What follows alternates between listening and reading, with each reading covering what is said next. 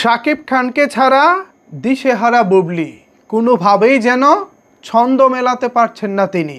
শেষ পর্যন্ত কিনা মিউজিক ভিডিওতে কাজ করতে হলো বুবলিকে। অথচ দেখুন কেরিয়ারের শুরুটা কতটা রমরমা ছিল। তিনি ছিলেন টেলিভিশন চ্যানেলের একজন জনপ্রিয় সংবাদ পাঠিকা। সেখান থেকে সিনেমায় সুযোগ পান এবং প্রথম সিনেমাতেই ঢাকাই সিনেমার জনপ্রিয় নায়ক শাকিব খান। পরপর 2 সিনেমা হিট দিয়ে বনে যান হিট নায়িকা।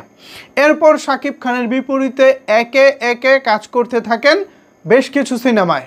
সিনেমার সংখ্যাগুলো কিন্তু কম নয়, প্রায় 1 ডজনের মতো সিনেমায় শাকিব খান এবং বুবলি জুটিবদ্ধ হয়ে কাজ করেছেন।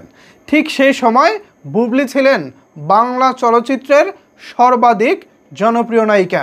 এক নামে বুবলিকে সবাই চিনতেন। এরপর ব্যক্তিগত জীবনে ছন্দপতন, সেখান থেকে শাকিব খানের বিপরীতে তাকে আর কোনোভাবেই কাজ করানো যাচ্ছিল না। মানে বুবলি কোনোভাবেই আর শাকিব খানের বিপরীতে সুযোগ পাচ্ছিলেন না। তো এরপর যেটা হলো, বুবলিকে তো সারভাইভ করতে হবে, তাকেও তো এই ইন্ডাস্ট্রিতে টিকে থাকতে হবে।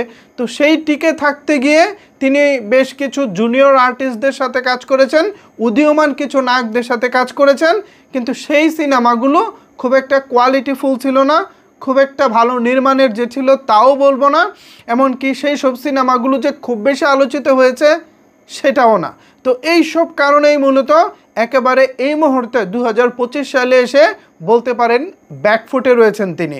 তো এই জায়গা থেকে বুবলি বড় একটি কাজ দিয়ে, ভালো একটি জনপ্রিয় সিনেমা দিয়ে কামব্যাক করবেন, এটা নিশ্চয়ই বুবলি ভক্তদের প্রত্যাশা। কিন্তু সেই জায়গায় সবাইকে অবাক করে দিয়ে সম্প্রতি বুবলি কাজ করেছেন একটি মিউজিক ভিডিওতে। এটা সত্যিকার অর্থে আমাকে হতাশ করেছে এবং অবাক করেছে।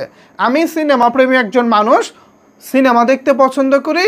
শাকিব খান তো মেইন আমার পছন্দের নায়ক, এর পাশাপাশি অন্য কেউ যদি ভালো কাজ করে সেটাও আমি হলে গিয়ে দেখার চেষ্টা করি। এই হচ্ছে আমার অবস্থান।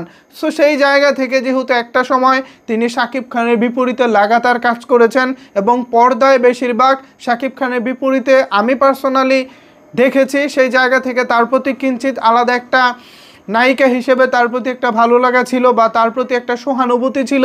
সেই সহানুভূতির জায়গা থেকে আমি প্রায়ই মনে মনে চাইতাম বুবলি আলাদাভাবে, শাকিব খান যেহেতু তাকে আর সুযোগ দিচ্ছে না, এর বাইরে গিয়ে তিনি যেন তার জায়গাটা পাকাপোক্ত করতে পারেন, ঠিক সেইভাবে যেন তিনি কাজ করেন। এটা ছিল জাস্ট আমার মনে মনে চাওয়া। তো সেই অনুযায়ী দেখতেছিলাম বিগত দিনগুলোতে তিনি ট্রাই করতেছিলেন। ইভেন গত রোজার ঈদেও তার অভিনীত জঙ্গলি সিনেমাটা মোটামুটি ভালোই চলেছে বলা চলে। তো এত কিছুর পরেও এখন তিনি মিউজিক ভিডিওতে কেন নাম লেখালেন, আসলে এইটা আমার কাছে বোধগম্য মানে হচ্ছে না, বা আমি আসলে এটা বুঝে পাচ্ছি না যে কেন তিনি এই কাজটা করলেন। কোনো চলচ্চিত্রের লিডিং নায়িকা বা টপ লেভেলে যে নায়িকাগুলো আছে তারা মিউজিক ভিডিওতে কাজ করবেন, এটা আসলে আমি ভাবতেই পারতেছি না। আমি জানি না এটা আসলে কেরিয়ারের পতন ডেকে আনলো কিনা বুবলি, সেটা হয়তো সময় বলে দেবে। তবে আমার পার্সোনাল মতামত, বুবলি এই মিউজিক ভিডিওর মাধ্যমে তার যে অবস্থানটা ছিল, শাকিব খান তাকে যে অবস্থানে নিয়ে গিয়েছিল, সেই অবস্থান থেকে তিনি একেবারেই নিচে নেমে আসলেন। এখান থেকে আমার মনে হয় না বুবলি আর ঘুরে দাঁড়াতে পারবেন।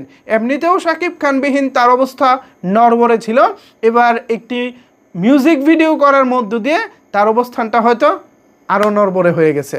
তো এই হচ্ছে অবস্থা ভিউয়ার্স। এখন এই বিষয়ে যদি আপনাদের কোনো কিছু বলার থাকে তাহলে অবশ্যই সেটি নিচের কমেন্ট বক্সে জানাতে পারেন। ধন্যবাদ সবাইকে এতক্ষণ আমার সাথে থাকার জন্য।